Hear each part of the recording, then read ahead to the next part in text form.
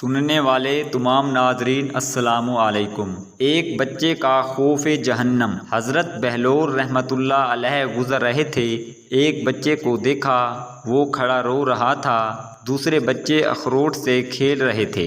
انہوں نے سمجھا اس کے پاس اخروٹ نہیں، اس لیے رو رہا ہے، میں اس کو لے کر دیتا ہوں۔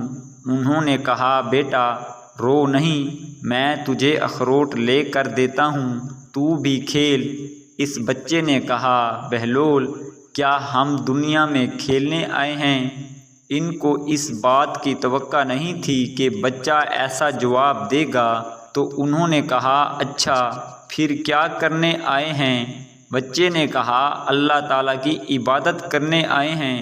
انہوں نے کہا بچے ابھی تو تم بہت چھوٹے ہو، تمہارے غم کی یہ چیز نہیں ہے، ابھی تو تمہارا اس منزل میں آنے میں بہت وقت پڑا ہے۔ تو اس نے کہا ارے بہلول مجھے دھوکہ نہ دے، میں نے اپنی ماں کو دیکھا ہے، وہ صبح جب آگ جلاتی ہے تو پہلے چھوٹی لکڑیوں سے جلاتی ہے اور پھر بعد میں بڑی لکڑیاں رکھتی ہے، اس لیے مجھے ڈر ہے کہیں دوزخ مجھ سے نہ جلائی جائے اور میرے اوپر بڑوں کو نہ ڈالا جائے۔